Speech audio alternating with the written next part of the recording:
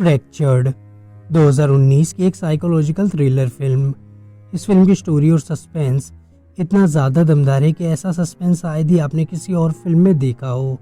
तो चलिए शुरू करते हैं। फिल्म शुरू होती है और हम देखते हैं एक फैमिली को, रे, उसकी वाइफ जोआन और उसकी बेटी पैरी, जो कि एक थैंक्स गिविंग पार्टी को अटेंड करके वापस अपने घर जा रहे थे। कार में रे और जोआन के बीच उनके रिश्ते को लेकर बहस चल रही थी, क्योंकि काफ़ी दिनों से उनके बीच मनमुटाव चल रहा था। तभी रे की बेटी पैरी वॉशरूम जाने की जिद करने लगती है, तो वो लोग रास्ते में एक गैस स्टेशन के पास रुकते हैं। ये शहर से दूर एक सुनसान जगह थी। पैरी जब वॉशरूम से वापस आती है तो उसे अपना कॉम्पैक्ट मिरर नहीं मिलता, तो जोआन उस कॉम्पैक्ट मिरर को ढूंढते हुए वापस वॉशरूम की तरफ जाती है और रे कार की बैक साइड पर उस मिरर को ढूंढने लगता है। और इस सब के बीच एक आवारा कुत्ता पैरी के सामने कहीं से आ जाता है। उसे देखकर पैरी डर जाती है और डर के मारे पीछे की तरफ चलने लगती है। पीछे एक बहुत बड़ा गड्ढा था कि तभी रे का ध्यान उस पर जाता है और कुत्ते को डराने के लिए रे उसे एक पत्थर मारता है, मगर इसी सब के बीच पैरी उस गड्ढे में गिर जाती है। रे उसे बचाने के लिए उसके पीछे छलांग लगाता है और दोनों गड्ढे में गिर जाते हैं। रे का सर जमीन से टकरा जाता है और वो कुछ समय के लिए सुन्न हो जाता है। आसपास उसके क्या हो रहा था उसे कुछ भी समझ नहीं आता।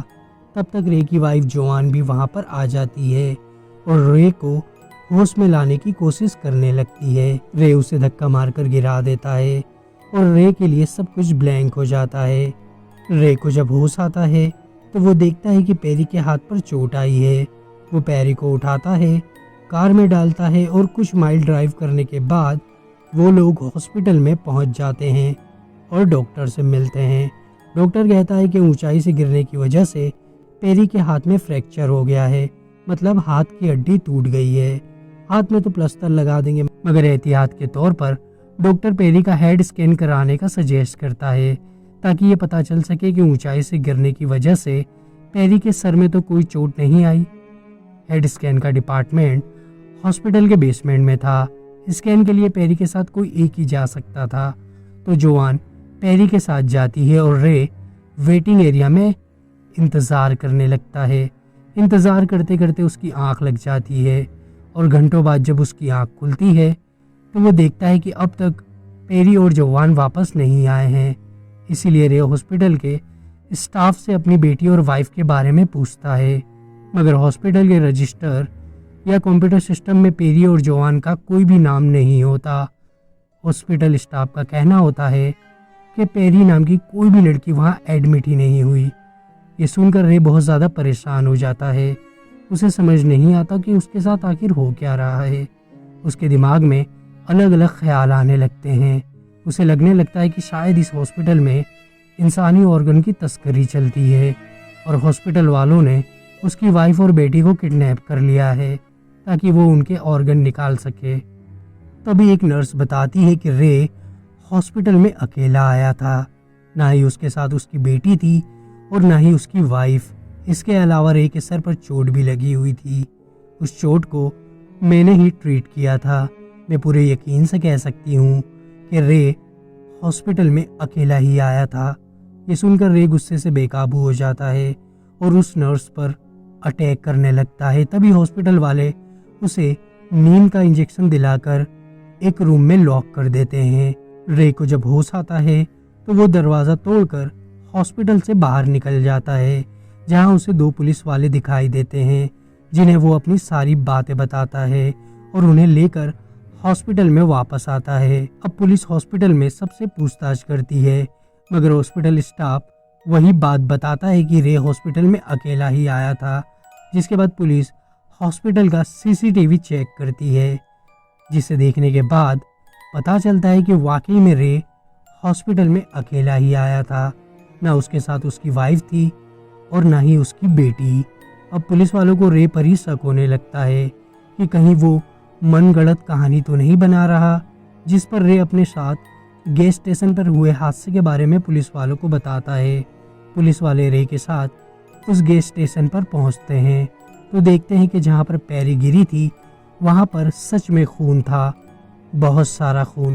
अब पुलिस वालों को रे पर शक होने लगा था, क्योंकि किसी के जख्मी होने से इतना सारा खून नहीं निकल सकता।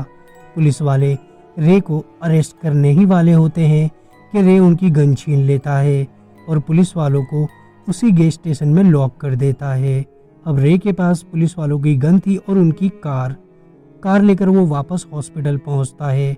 उसे पूरा यकीन होता है कि हॉस्पिटल वालों ने ही उसकी वाइफ और बेटी को किडनैप किया है ताकि वो उनके ऑर्गन की तस्करी कर सके।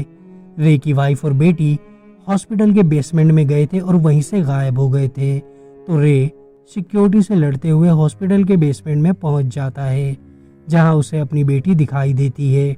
डॉक्टर उसके ऑर्गन्स निकालने ही वाले थे।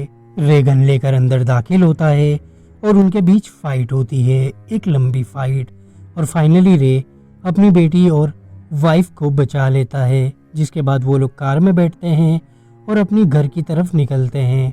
मगर जब रास्ते में हमें मिरर व्यू दिखाया जाता है तो हम देखते हैं कि पिछली सीट पर जोआन और पैरी नहीं बल्कि एक अनजान मरीज लेटा हुआ है, जिसे रे चलते ऑपरेशन से उठा लाया था।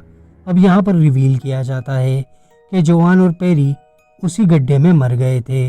ऊंचाई से गिरने की वजह से पैरी के सर में चोट आई थी, जिससे वो वहीं पर मर गई थी।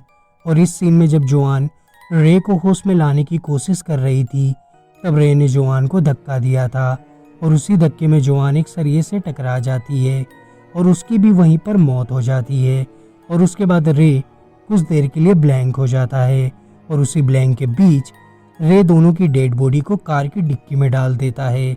और जब उसे होश आता है तब उसे कुछ भी याद नहीं होता।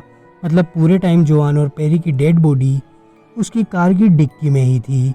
असल में रे ये एक्सेप्ट नहीं करना चाहता था कि उसकी वाइफ और बेटी मर चुकी है, इसीलिए रे का सबकॉन्शियस माइंड एक वर्चुअल रियलिटी क्रिएट कर देता है, जिसमें सारी चीज़ें रे के हिसाब से चलती है।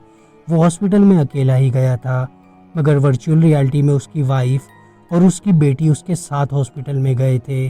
बेसमेंट में मरीज का ऑपरेशन चल रहा था, मगर वर्चुअल रियलिटी में पैरी के ऑर्गन निकाले जा रहे थे। और आखिर में हम देखते हैं कि अभी भी रे वर्चुअल रियलिटी में जी रहा है और अपनी वाइफ और बेटी के साथ कार ड्राइव करता हुआ अपने घर की तरफ जा रहा है।